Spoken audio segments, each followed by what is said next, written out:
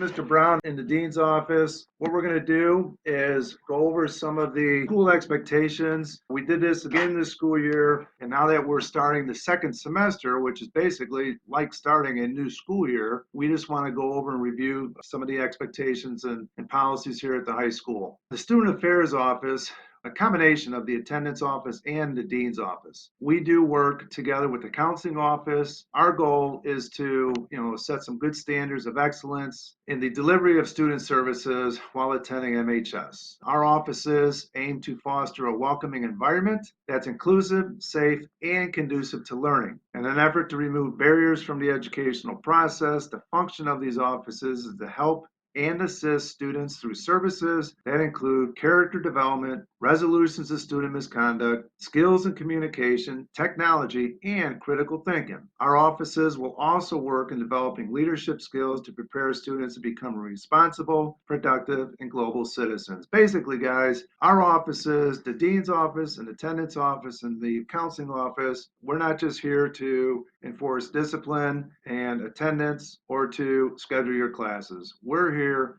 to help and to mold you so when you do leave Moline High School, you'll be productive citizens. In the attendance office, when you walk in, there are two administrative assistants. Mrs. Lukowitz, if your last name begins with A through L, she is the attendance secretary that you would be speaking with, and your parents would be calling as well if you are absent. The second part of the alphabet, M through Z, you would be speaking with Mrs. Jackson, and your parents would be calling to report an absence, or if you're running late, what have you. If Mrs. Lukowitz is busy, speak with Mrs. Jackson and vice versa. As far as the dean's office, again, my name is Mr. Brown. I do deal with students, last names ending in A through G. If your last name is H through O, I deal with Mr. Youngblood. In the last part of the alphabet, if your last name starts with P through Z, you're going to be dealing with Ms. Baker. If your dean is busy, you need to talk to a dean, you can talk to any one of us. The counseling office, they too are alphabetized. They're starting up top at the beginning of the alphabet and working our way down. You have Mrs. Garrity,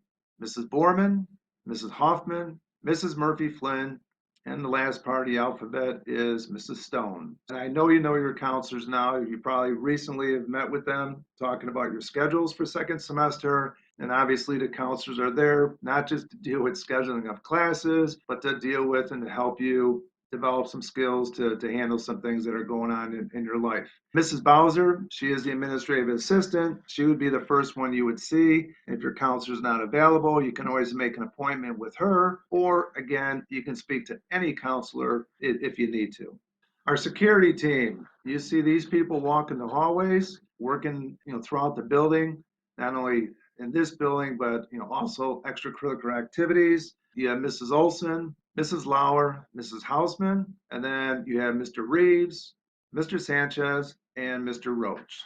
Please give our security team the utmost respect. Their job is to make sure you are in class and you are following the expectations here at Moline High School. Discipline and student conduct. Moline High School school expectations and behaviors apply not only on all Moline School District property, it's not just this building, but all Moline School property, but also at school events, both home and away. So for instance, we have a basketball game at United Township High School. The expectations we have here in this building apply also when you are at a different building, a different school, different district, if Moline is involved at that particular venue. Multiple misbehaviors may result in loss of privileges to Moline High School activities throughout the school year. Sometimes students are banned from attending any more activities. Sometimes students are banned from attending dances. The Sadie's dance, for instance, is coming up in a few weeks. Make sure we're doing what we're supposed to be doing. We don't want to take those things away from you.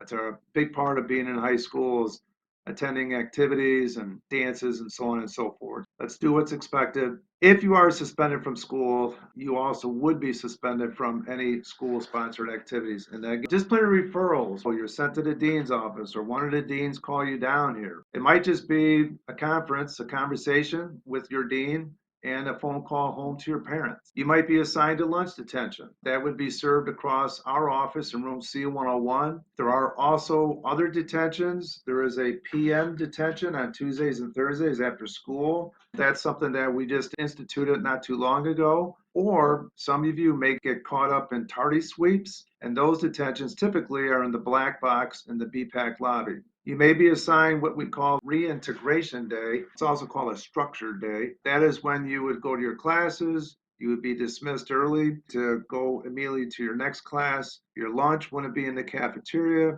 You would be eating lunch in the ISS room. Phone would be taken away for the day. You may be assigned ISS, and that is held in room C101. You might be assigned what they call ATS. That's an alternative to suspension. Instead of being sent home, you're here at school, and the ATS room is in the Aspire wing, which is the east wing of our building here. Or if it's really serious, unfortunately, you might be sent home, and that would be an out-of-school suspension. Smoking and vaping, first of all, it's illegal. If you're underage, you can't do this here at school. It's become a problem. If you get caught, you will be brought to the dean's office. If it's the first offense, there are videos that we have you guys watch, and there's quizzes attached to it. It's an educational video talking about the dangers of vaping. Get caught a second time, usually the police will get involved. You'll get a ticket. If it is a vaping device of an illegal substance, such as cannabis, you would get a ticket. In addition to the fine, you also have to go to court. Let's keep that stuff out of school. Again, it's illegal, not healthy, does not belong here at school. Bullying and aggressive behavior. Bullying, the definition is seeking to harm, intimidate,